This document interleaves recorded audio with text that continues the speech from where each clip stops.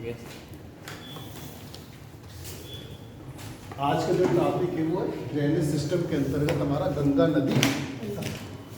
इसके पहले जैसे हमने पढ़ा पूरा कि सिंधु नदी और ये दूसरा पढ़ रहे हैं गंगा नदी। ठीक है, ये हिमालय अपवाद के अंतर्गत हम इसको पढ़ा रहे हैं आपको। तो गंगा नदी तंत्र को जो है गंगा और उसकी जो सहायक नदियाँ हैं उसके बारे में जाने। गंगा नदी का उद्गम कहाँ से होता है और कहाँ पर जाकर वो मिलती है और इसमें इसके जो रास्ते में कितनी सहायक नदियाँ हैं उनके बारे में अध्ययन करेंगे। और ये मुख्य नदी गंगा नदी, इसके साथ जो इसकी सहायक नदियाँ मिलती हैं ये सब मिलकर क्या बनाती है, एक तंत्र बनाती है जिसे हम गंगा नदी तंत्र। सबसे पहले आप इंडिया का जो है डायग्राम बनाएं और फिर इसके माध्यम से हम जाते हैं। तो बना लें।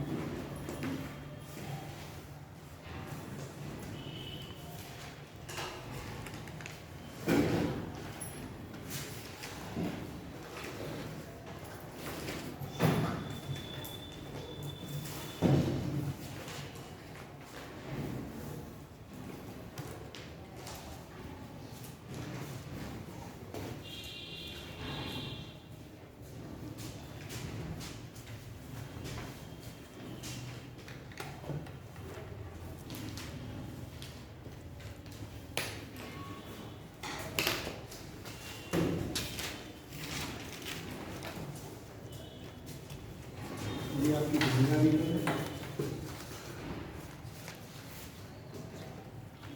और जी यमुना।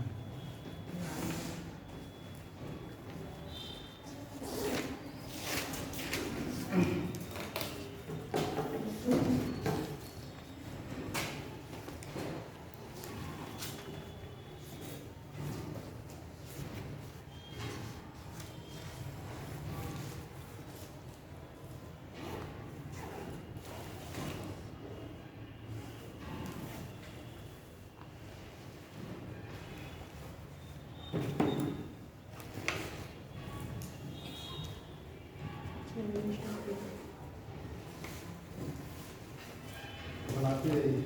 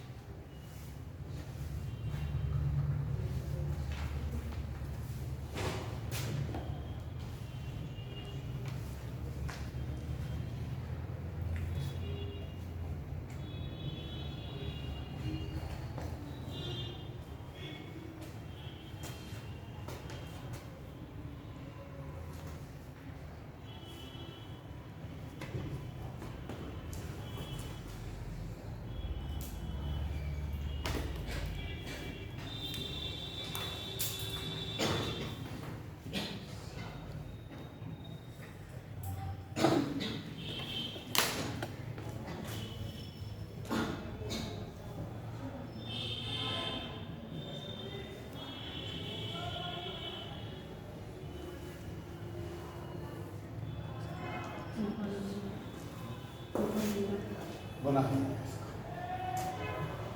ये गंगा नदी है, जो भागीरथी और अलकनंदा दोनों से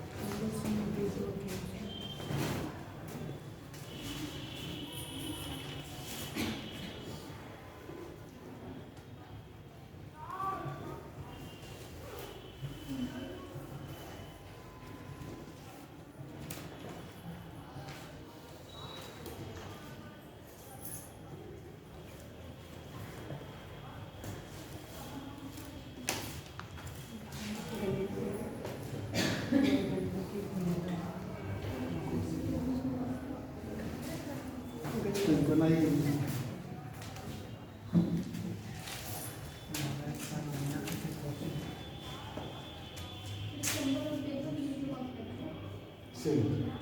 चंबल सिंध बेतवा के चंबल की कई सहायक नदियाँ हैं।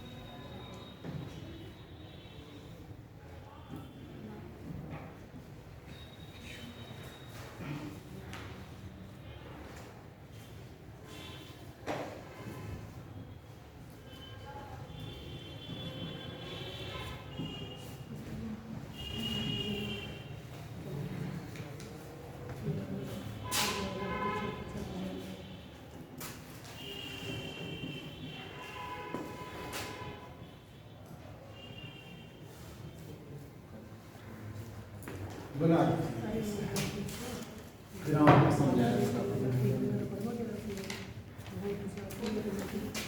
देखिए, सुन लीजिए नाम अगर आपको कंफ्यूजन हो।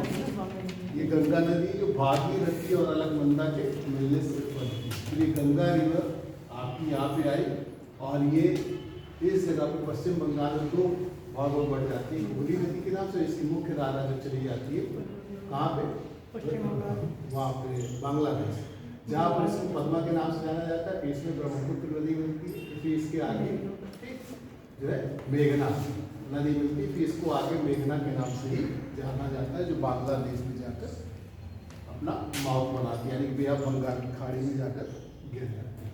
इसकी दाहिनी साइड में देखिए रामगंगा नदी, इसकी सहायक नदी है गोमती, घाघरा, गंडक, कोसी और ये महानंदा। और फिर यमुना इसकी सहायक नदी है, जो इसके बाएं तट से मिलती जाएगी। इसकी सहायक नदी हिंडन और चंबल, सिंध, बेतवा, केन और सोन नदी जो गंगा नदी में जाके सीधा मिलती है। चंबल, सिंध, बेतवा, केन यमुना नदी की सहायक नदियाँ हैं और सोन जो है गंगा नदी में जाकर मिलती है, जिसके बाएं तट से मिलने वाली नदी है।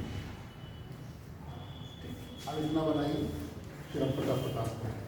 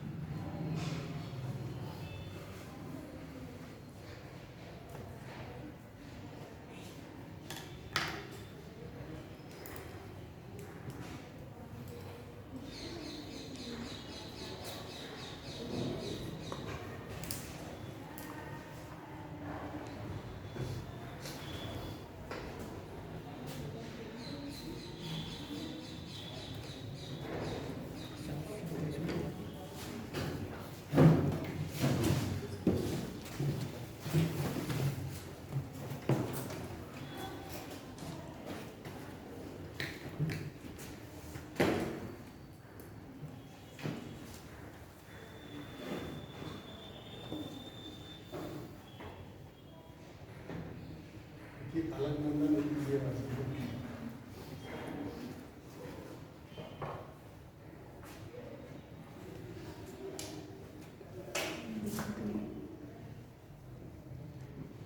मंदाकिनी है।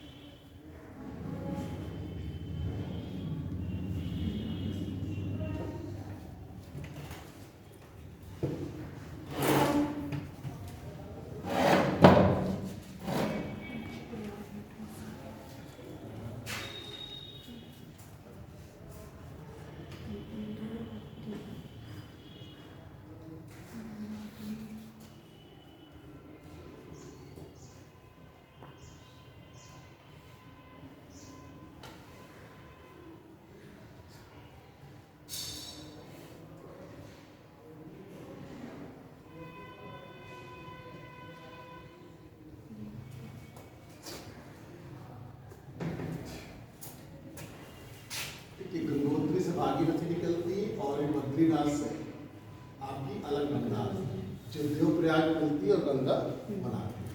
लेकिन अलकनंदा से इसके पहले भी कई नदियाँ मिलती हैं, जैसे मंदाकिनी आती है केदारनाथ से, वो रुद्रप्रयाग में मिलती है, ठीक।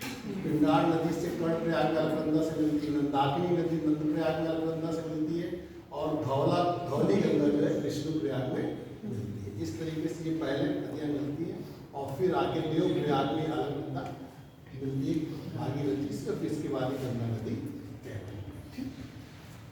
बनाने के फटाफट क्या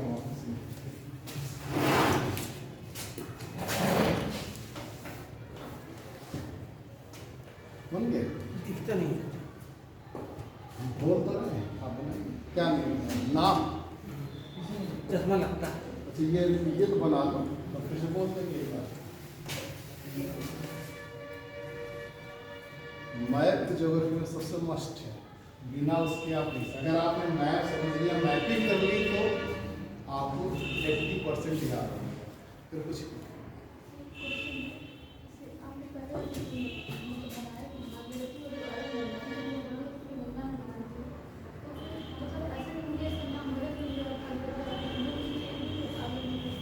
नहीं, देखिए नाम जैसे भागीरथी गंगा नदी को लाए तो कुछ कहानियाँ अपने यहाँ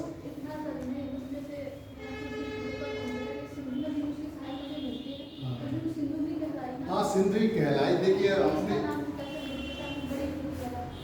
नहीं, जैसे ये आपकी भागीरथी है क्योंकि गंगोत्री हिंदर से निकलती है, भागीरथी इसी गंगोत्री से निकलने का इसको उनका नाम।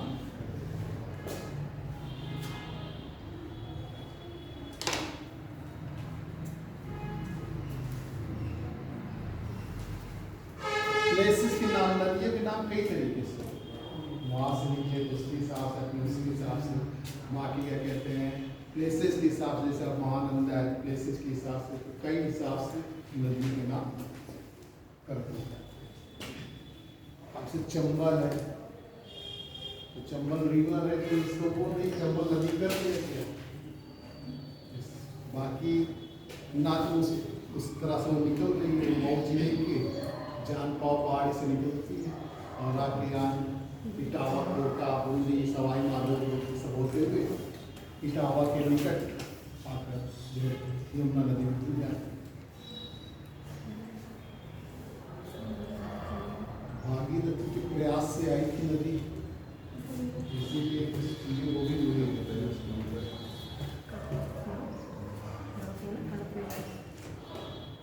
बताएं आगे लिखाएं।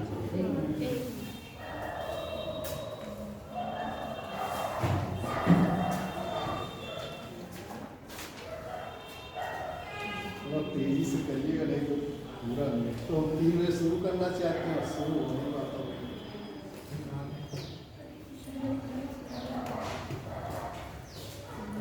ये सारी चीजें एक एक लाइन अगर आप 15-20 साल के पेपर उठा के देख लेंगे तो ऐसा कोई लाइन नहीं है कि क्वेश्चन ना है। आपको लगता भी होगा कि अभी बहुत बड़ा पढ़ाते हैं, ज़्यादा विस्तार से पढ़ाते हैं, लेकिन ऐसा है हाँ, जो पूछा जाता है उसी के अनुसार हम बताते हैं आपको। एक एक लाइन इसकी आप जब देखेंगे, आप 10-15 साल की बुक उठा के देख लीजिए, सारे क्वेश्चन लाइन वाइज मिलेंगे आपको। एक बार फिर आप पढ़ लेते हैं ना, डीप नॉलेज हो जाता है, उसको आप हमेशा लिखा है। थोड़ा पढ़ेंगे तो बार बार सोचेंगे ये कहाँ से, तो फिर बार बार पढ़ना पड़ेगा। अब इसी को आपको कम से कम 4-5 बार पढ़िए, 6 बार पढ़िए, बार बार क्वेश्चन देखिए। जब तक क्वेश्चन नहीं देखेंगे तब तक याद नहीं। ऑब्जेक्टिव क्वेश्चन का मतलब यही है, जब देख लिया तो क्वेश्चन तैयार हो जाएगा।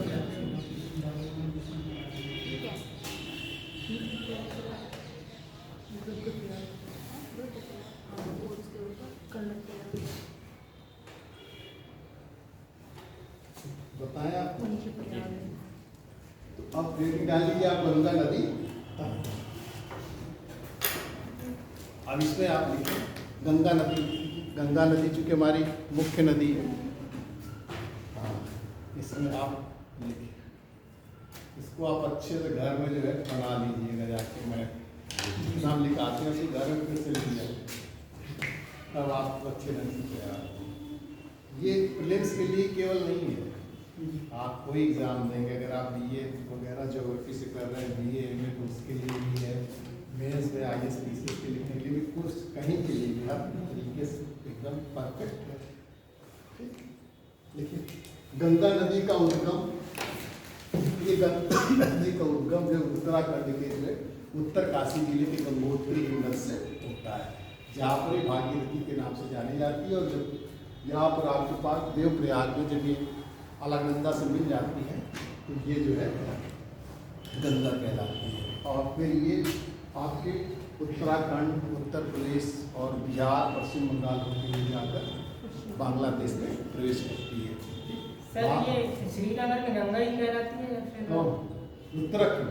हाँ, उत्तराखंड में श्रीनगर भी है ना? हाँ, नहीं, कर्नाटक के पहले श्रीनगर जम्मू कश्मीर। तो सर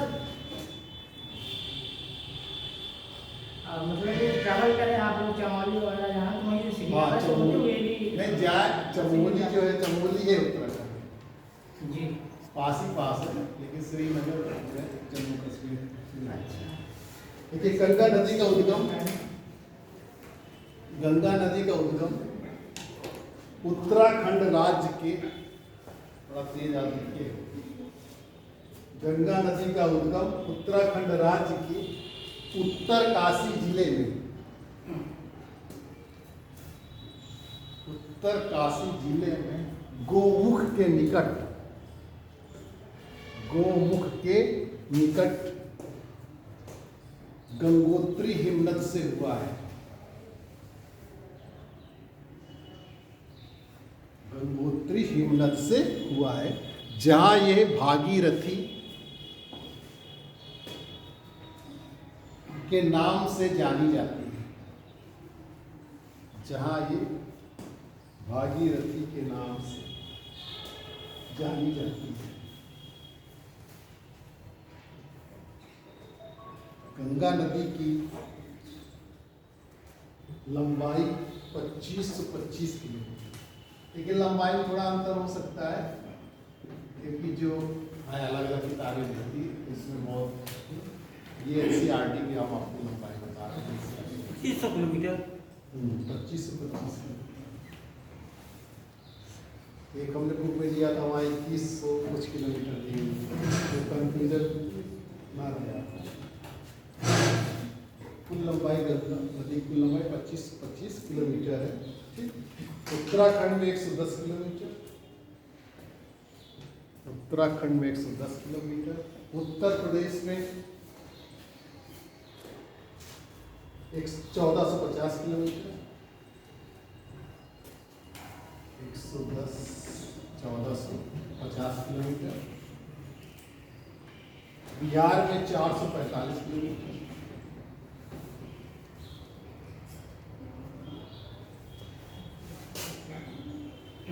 और पश्चिम बंगाल में 520 किलोमीटर।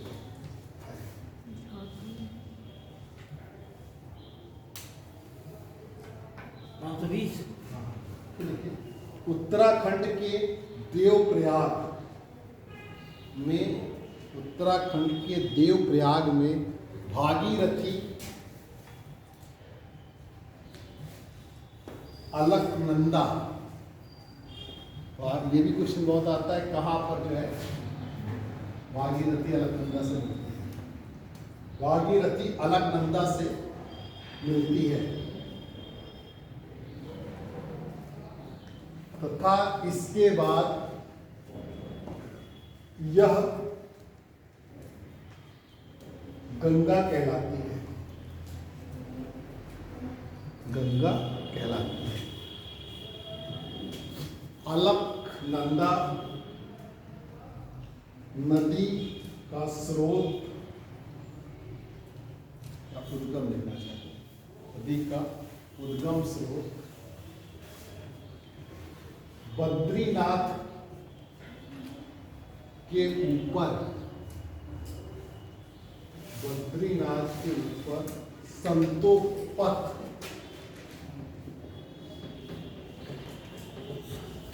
पथ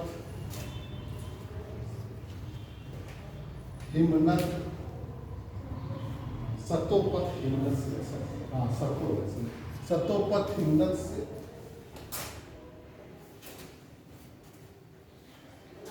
हुआ है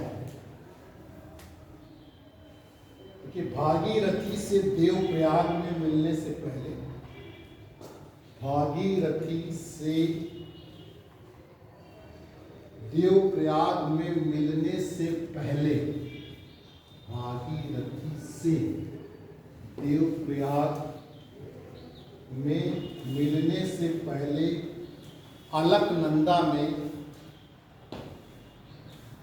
अलकनंदा से कई सहायक नदियां आकर मिलती हैं, कई सहायक नदियां आकर मिलती हैं। इधर आप निष्कान लिख लीजिए, उसी के नीचे आइडल नदी संगम में ये कौन कौन नदी मिलती है आता है मिलाने के लिए मैच कराने के लिए, ठीक। पहला लिखिए विष्णुप्रयाग, विष्णुप्रयाग में आपकी धौली गंगा और अलकनंदा,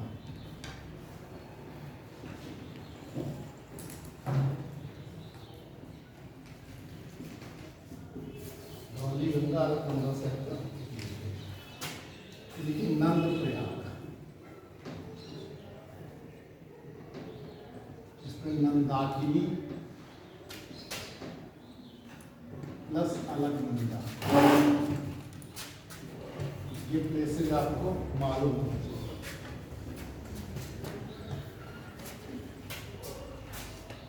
कर्णप्रयाग,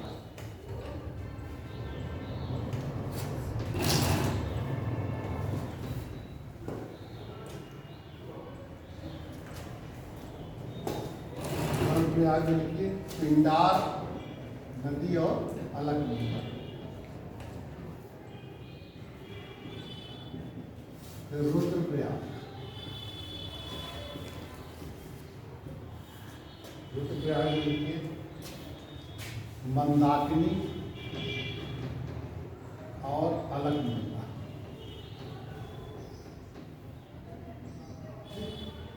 फिर आप देवप्रयाग में जानिए, देवप्रयाग में भागीरथी और अलकनंदा, इनको आपको याद रखना। ये एग्जाम में आते पूछा जाता है, मैच कराने के लिए 4 दे दिए जाएंगे, निम्न को मैच कराइए, किसी का एक का ही पूछ सकते हैं। जैसे आपसे पूछ जाए कि अलकनंदा नदी से पिंडार नदी किस स्थान पर मिलती है, चारों विकल्प दे दिए, विष्णुप्रयाग में ये मंदाकिनी,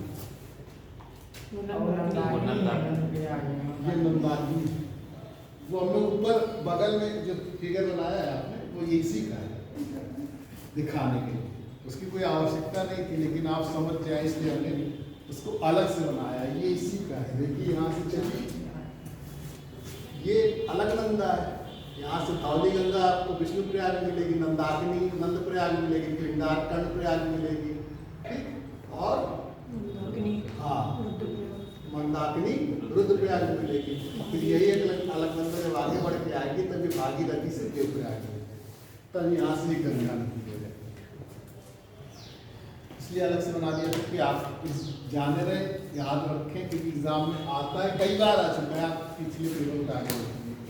अब आगे देखिए, गंगा नदी हरिद्वार के बाद, या हरिद्वार से एक ही बात है, हरिद्वार के बाद मैदानी क्षेत्र में प्रवेश करती है, मैदानी क्षेत्र में प्रवेश करती है। इसमें लिखवाने में ज़्यादा समय, बाकी बताने में बहुत कम समय लगे, 15 मिनट नहीं खत्म होगा। तथा अपने दक्षिण पूर्व में बहते हुए, तथा अपने दक्षिण पूर्व में बहते हुए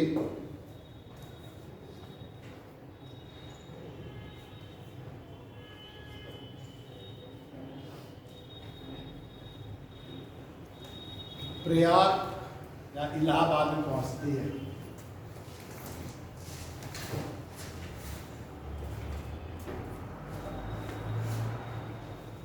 पहुंचती है, जहां इसमें गंगा की सबसे बड़ी सहायक नदी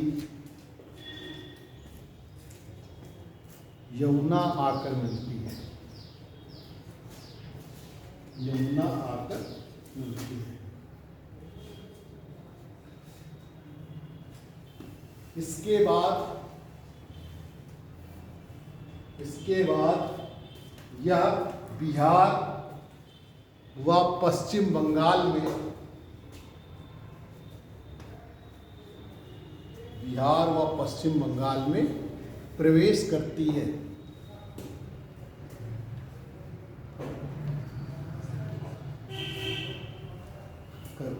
पश्चिम बंगाल में यह 2 वितरिकाओं, डिस्ट्रीब्यूटरीज, पश्चिम बंगाल में यह 2 वितरिकाओं,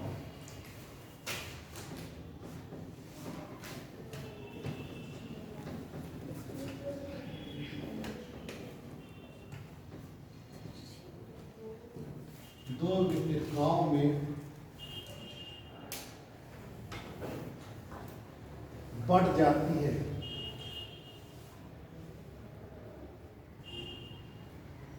बढ़ जाती है। एक धारा हुगली नदी कहलाती है, एक धारा हुगली नदी कहलाती है, जो पश्चिम बंगाल में चली जाती है, जो पश्चिम बंगाल में चली जाती है।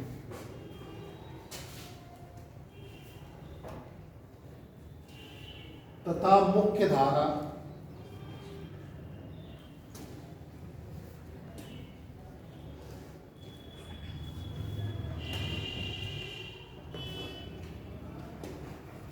पश्चिम बंगाल होते हुए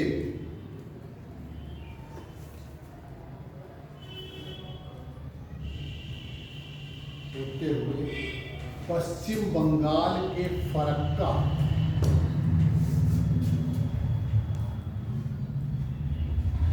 नामक स्थान पर बांग्लादेश में प्रवेश करती है, बांग्लादेश में प्रवेश करती है, जहां इसे पद्मा के नाम से जाना जाता है,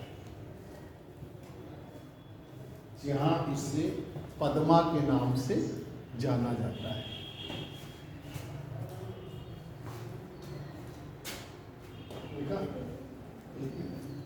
गंगा की मुख्य धारा पद्मा में,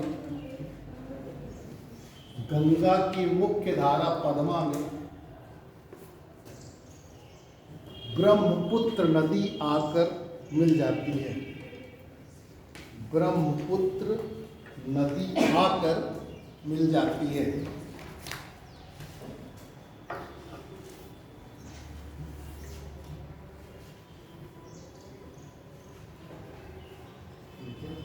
अंतिम चरण में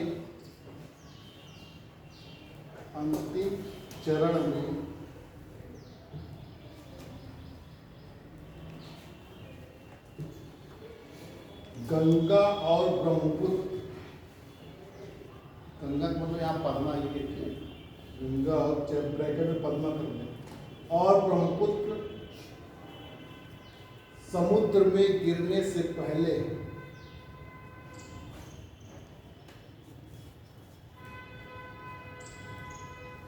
मेघना के नाम से जानी जाती है, मेघना के नाम से।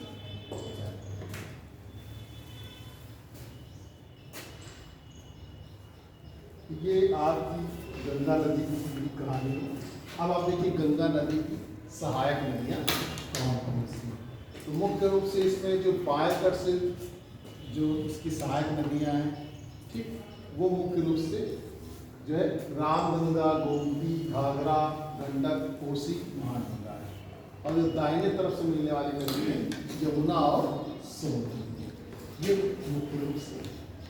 तो इसमें आगे देखिए गंगा की प्रमुख सहायक नदियाँ, गंगा की प्रमुख सहायक नदियाँ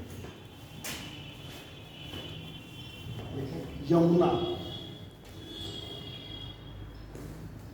यमुना ब्रैकेट में सबसे लंबी सहायक नदी, एवं दाहिने तरफ से मिलती है। सबसे लंबी सहायक नदी व दाहिने तरफ से या दाहिने तट पर मिलती है। फिर आगे लिखें कामा करके, रामगंगा,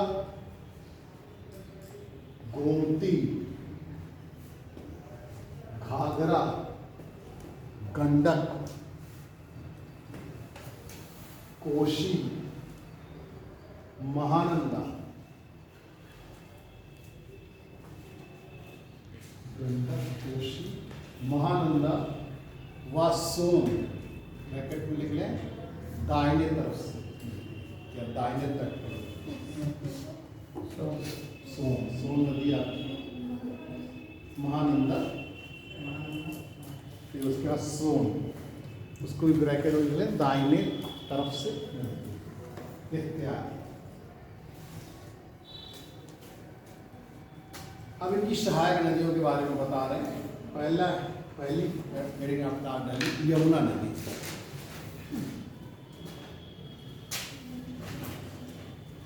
इसका जानते हैं आप यमुनोत्री हिमनद। हाँ, एक चीज और बताना चाह रहे हैं यहाँ से, आपको डिस्ट्रीब्यूटरीज और ट्रिब्यूटरीज में अंतर मालूम है।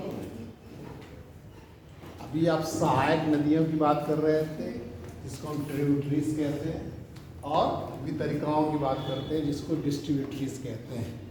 तो दोनों में क्या अंतर है?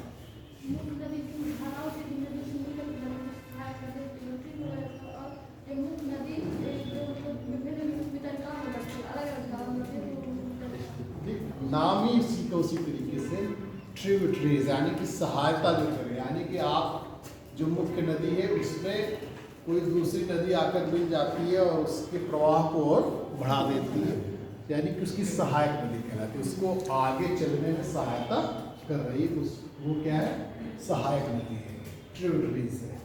और डिस्ट्रीब्यूटरीज यानी कि उसका लिखा हुआ डिस्ट्रीब्यूटरीज, यानी कि डिस्ट्रीब्यूशन हो जाता है, वो कई शाखाओं में बढ़ जाती है, यानी कि मुख्य नदी का कई शाखाओं में बढ़ना क्या कहलाता है? वितरिकाएं कहलाता है, डिस्ट्रीब्यूटरीज कहलाता है। जबकि किसी नदी का आकर मिलना उसकी सहायक नदी। अब हेडिंग डाल लें आप, यमुना नदी।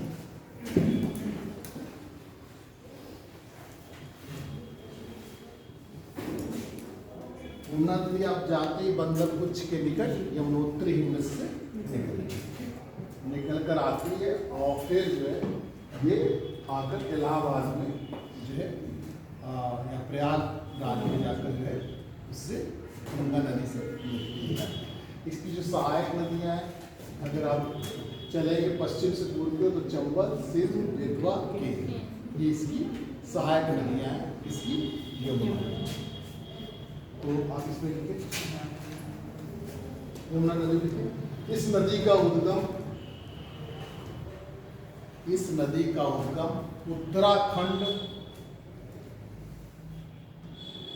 उत्तराखंड में बंदर पूंछ, बंदर पूंछ श्रेणी के पश्चिमी ढाल पर स्थित, बंदर पूंछ श्रेणी के पश्चिमी ढाल पर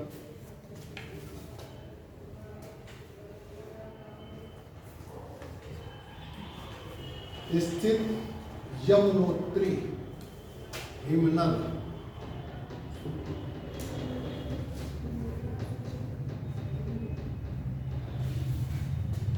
यमुनोत्री हिमनद से हुआ है।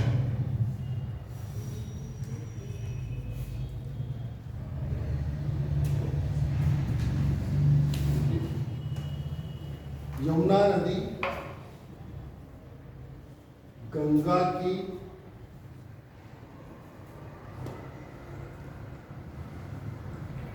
सबसे पश्चिमी व सबसे लंबी सहायक नदी है।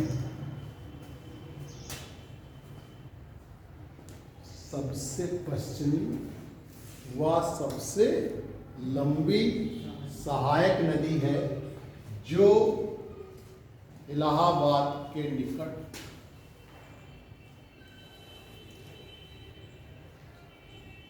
इलाहाबाद में गंगा से जाकर मिलती है। प्रयागराज या इलाहाबाद में जाकर गंगा से मिलती है। प्रायद्वीपीय पठार से निकलने वाली, प्रायद्वीपीय पठार से निकलने वाली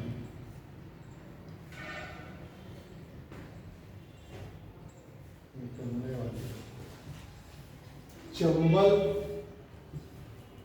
सिंध, बेतवा, केन,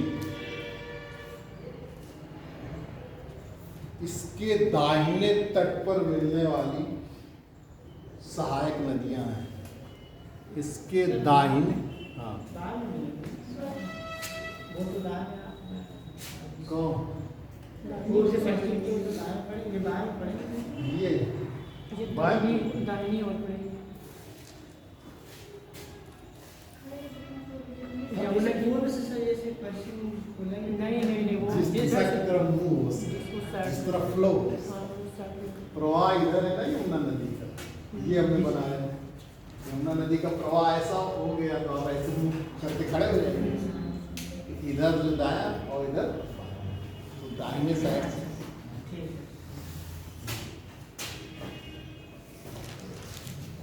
इसके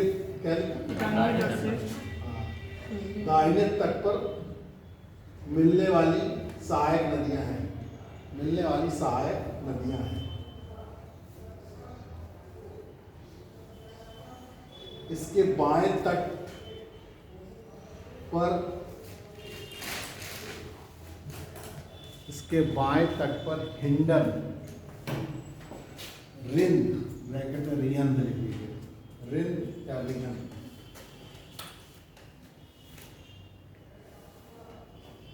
संगर, वरुणा, संगर, वरुणा आदि नदियां मिलती हैं। मुख्य रूप से हिंडन नदी है।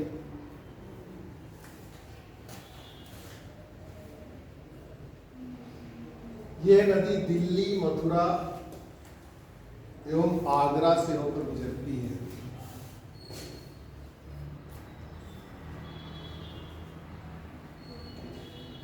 ये नदी दिल्ली, मथुरा, आगरा से होकर गुजरती है।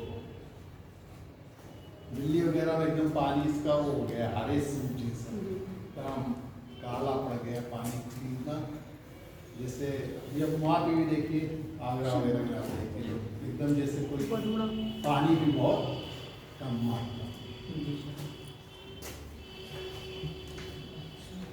क्योंकि सब इंडस्ट्रीज का जो है सब उसी में जाता है। आगे इसकी कुल लंबाई 1370 किलोमीटर है।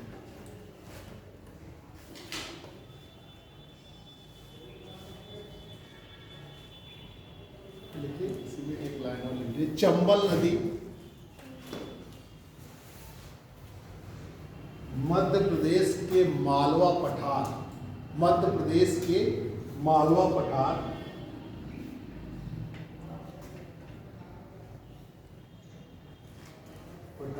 में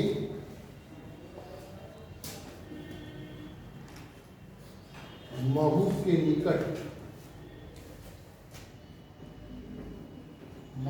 निकट जान पाव पहाड़ी, जान पाव पहाड़ी से निकलती है,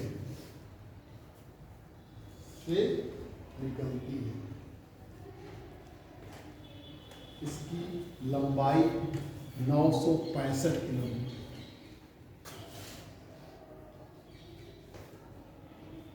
तथा राजस्थान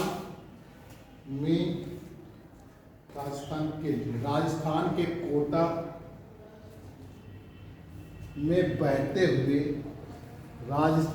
कोटा में बहते हुए उत्तर प्रदेश में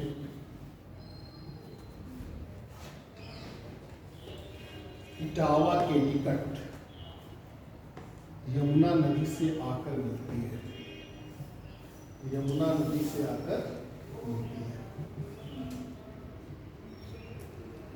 यह अपनी उत्खात भूमि वेटलैंड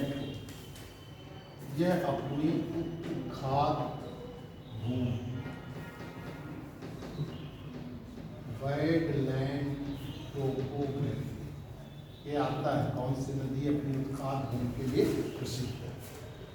ये नदी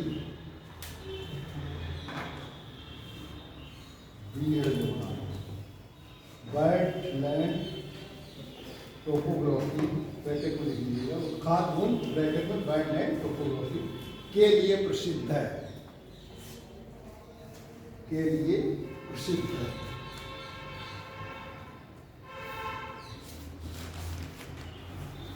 जिसे चंबल खड्ड, राइवाइंस ऑफ चंबल, इसे चंबल खड्ड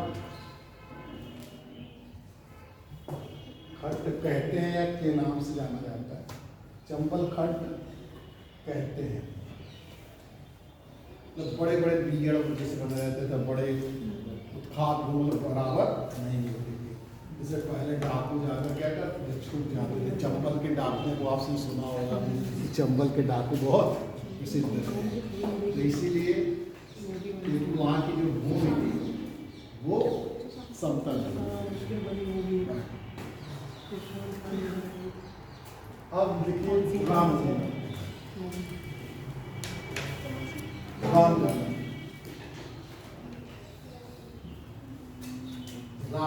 नदी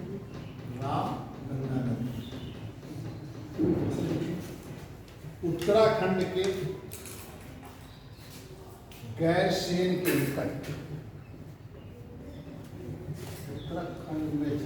उत्तराखंड में गैरसेन के निकट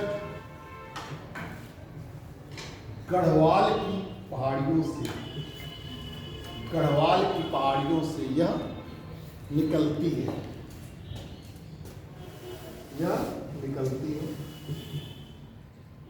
तथा कन्नौज के निकट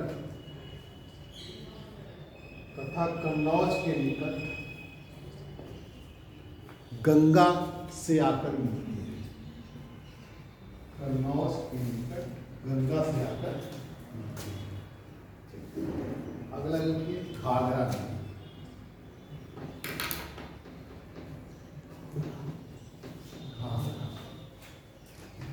इसमें लिखिए नहीं, इसके पहले गोमती क्रम से बताते हैं।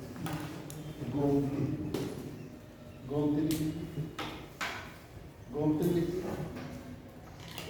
यह नदी पीलीभीत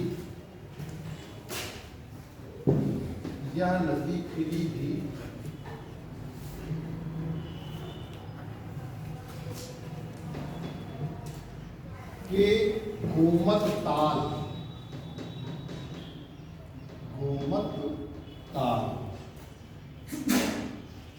जिससे हम लोग फुलर फुलहर झील।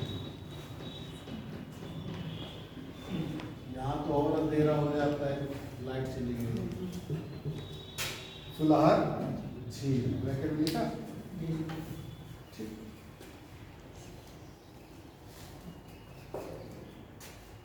से निकलती है तथा गाजीपुर के निकट गंगा नदी से आकर लखनऊ व जौनपुर इसी नदी के किनारे स्थित है। लखनऊ व जौनपुर इसी नदी के किनारे स्थित है।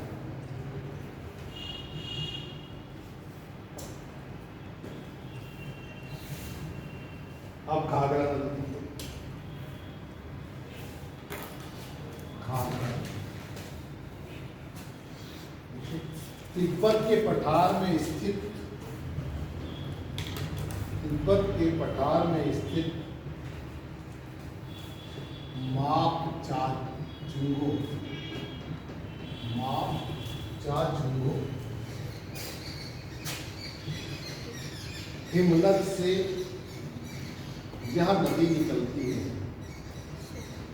यह नदी निकलती है।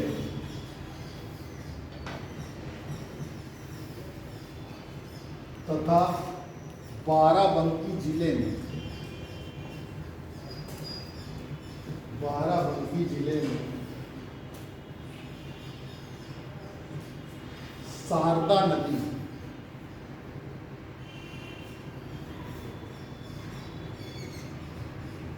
शारदा नदी इससे आकर मिलती है, आकर मिलती है। शारदा नदी इसमें आकर मिलती है और अंततः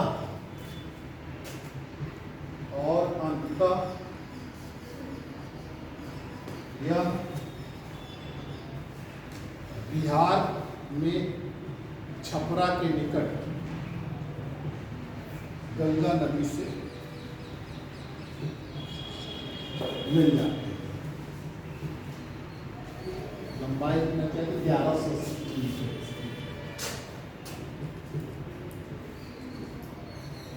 आगे देखिए सोन नदी,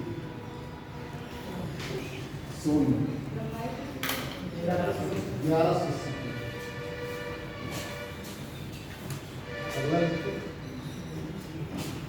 यह मध्य प्रदेश में, आप लोग लेट कल भी आए, आज भी लेट आए। यह मध्य प्रदेश में अमरकंटक की पहाड़ियों से निकलती है। यह मध्य प्रदेश में अमरकंटक की पहाड़ियों से निकलती है तथा पटना के पहले आरा के समीप, तथा पटना के पहले यानी पटना के पश्चिम आरा के समीप गंगा नदी से मिलती है।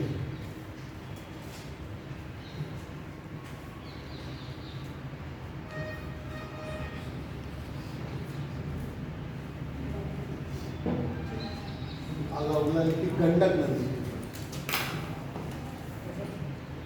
गंडक नदी, गंडक नदी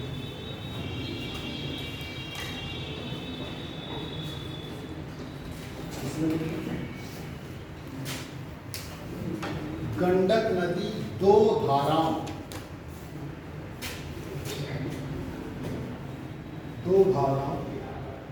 काली गंडक,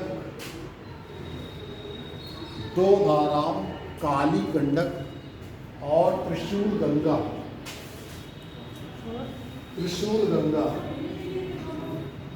के मिलने से लाइट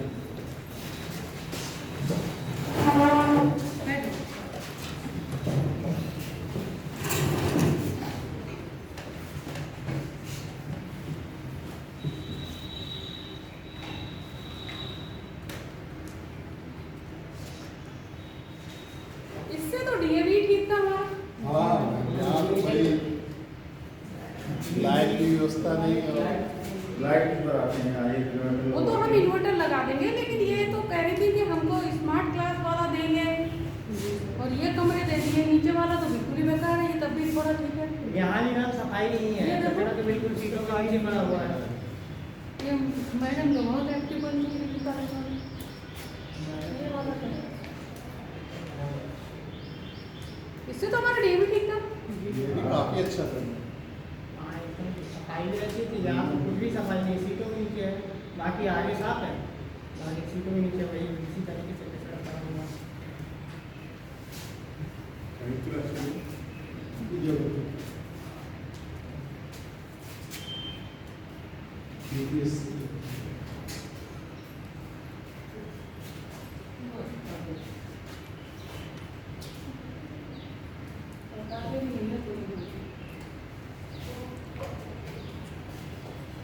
क्या नाम है आपका? डॉक्टर राजीव।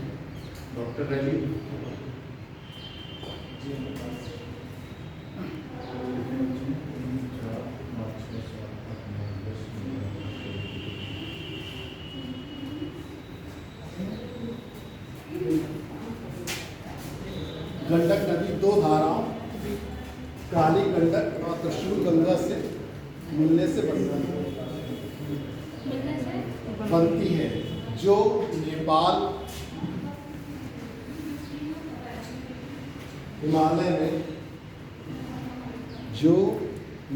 हिमालय में धौलागिरी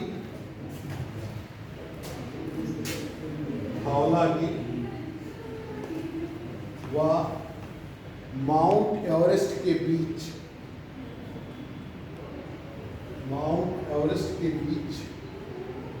से निकलती है। देखा? ये नदी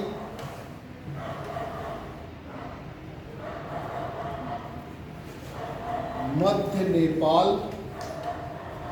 से प्रवाहित होती है। बिहार के चंपारण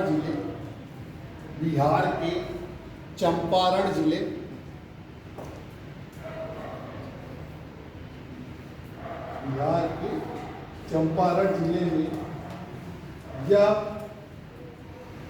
गंगा के मैदान में प्रवेश करती है।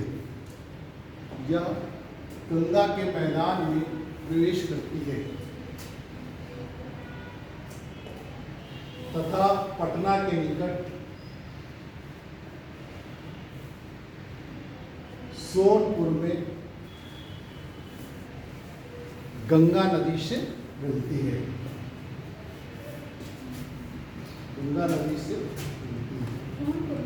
हाँ, आगे कोशी नदी।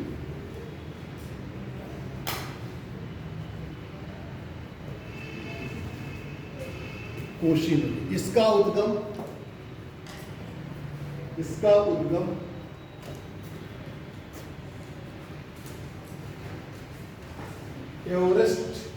माउंट एवरेस्ट के उत्तर में स्थित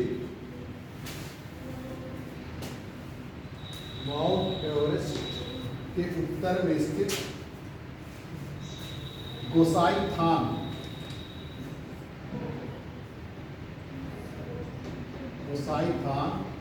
चोटी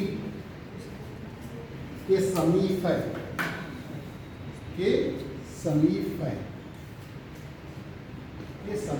जहां से इसकी मुख्य धारा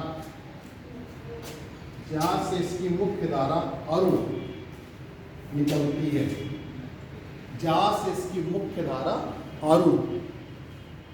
है।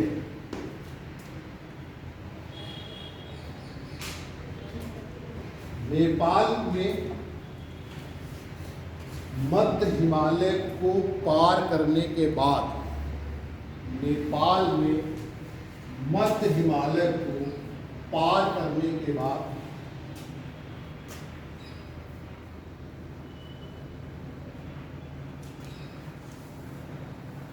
इसमें पश्चिम में सोन, सनकोसी और पूर्व में तुमूर कोशी। इसमें तो 7 धाराएं मिला करती हैं, तुमूर कोसी, तुमूर कोसी मिलती हैं।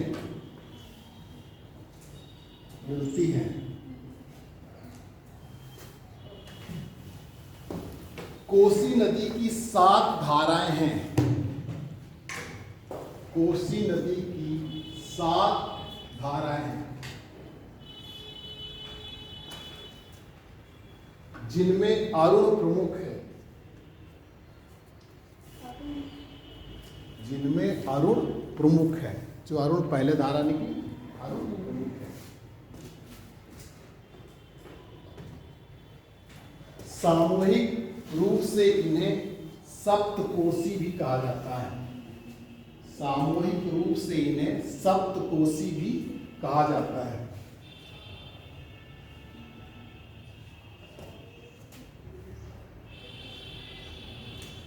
यह नदी भागलपुर में, मतलब बिहार के भागलपुर में गंगा नदी से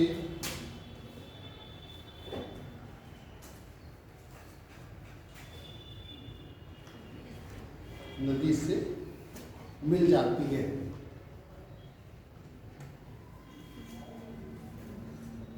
भयंकर बाढ़ों के लिए कुख्यात इस नदी को बिहार का शोक कहते हैं। भयंकर बाढ़ों के लिए कुख्यात इस नदी को बिहार का शोक कहते हैं।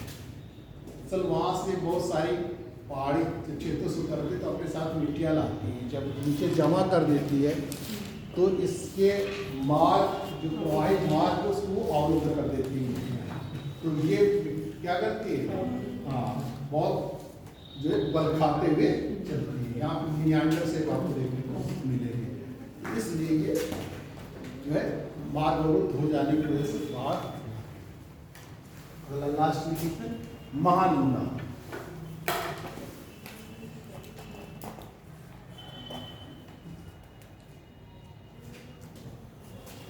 महानंदा में लीजिए,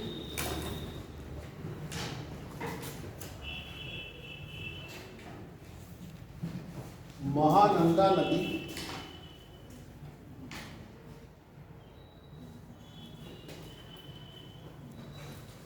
गंगा के बाएं तट से मिलने वाली अंतिम सहायक नदी है। गंगा के बाएं तट से मिलने वाली अंतिम सहायक नदी है, जो दार्जिलिंग की पहाड़ियों से निकलती है।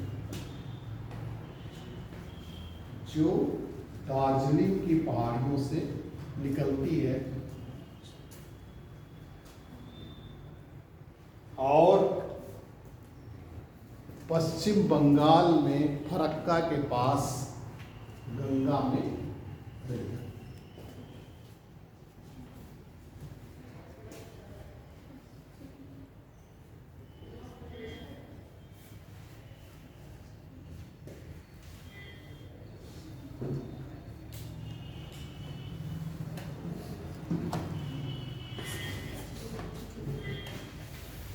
इस तरीके से ये है आपकी।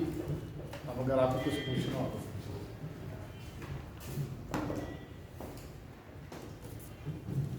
जो मेन नदियाँ चेक तंत्र आपकी वो हमें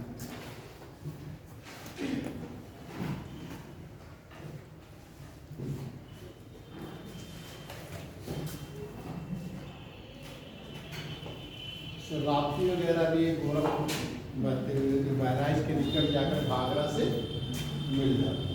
राप्ती नेपाल से ही निकलती है राप्ती।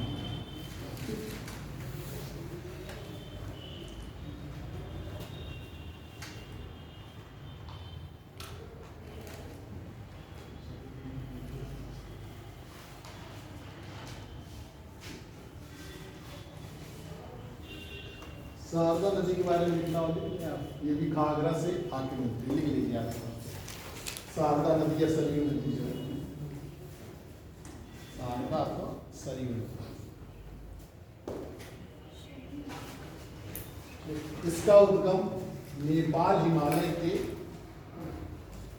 इसका उद्गम नेपाल हिमालय के मिलान हिमनद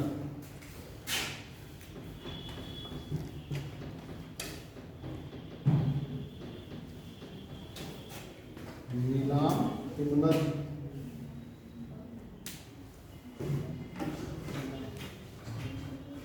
में है,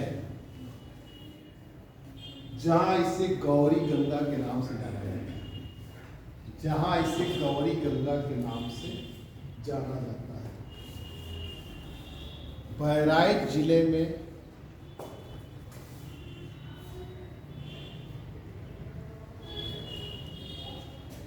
यह घाघरा से जाकर घाघरा नदी से मिलता है।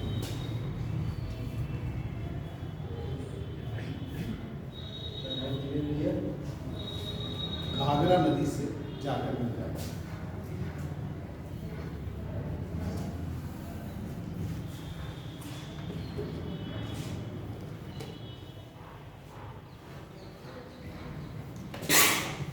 इसी तरीके से अपर शिवालिक जो है हमारा, ऊपरी शिवालिक, सहारनपुर जिले में शाकुंभरी जो श्रेणी है, वहाँ से आपकी हिंडन नदी निकलती है और हाँ, और वो नोएडा के पास जाकर यमुना नदी में मिलती है, हिंडन नदी।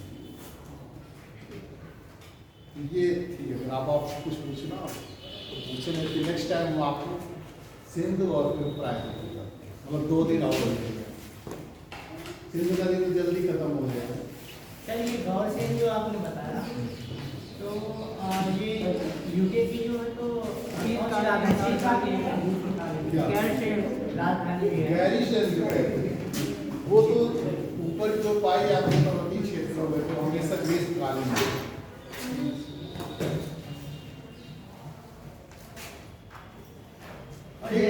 जैसा कि सर यहाँ से ऋषिकेश से हमारी तरफ का जो रूट है, वहाँ से जाते हुए एक ही नदी दिखाई देती है, उसी के तट से जाते हैं, तो मतलब वहाँ पर समझ में नहीं आता कि कौन सी कहाँ पर नदी है। ज़्यादातर गंगा रिलेट रही हूँ, क्योंकि सहारनपुर नीचे साथ चले तो फिर आप श्रीनगर से होते हुए फिर प्रयाग टूर ले चले आपका, और साथ ही जो है आप टूर में दर्शन करें सब सारे नदियों वगैरह पता चलेगा। ठीक है बेटा। चलिए। बहुत बढ़िया।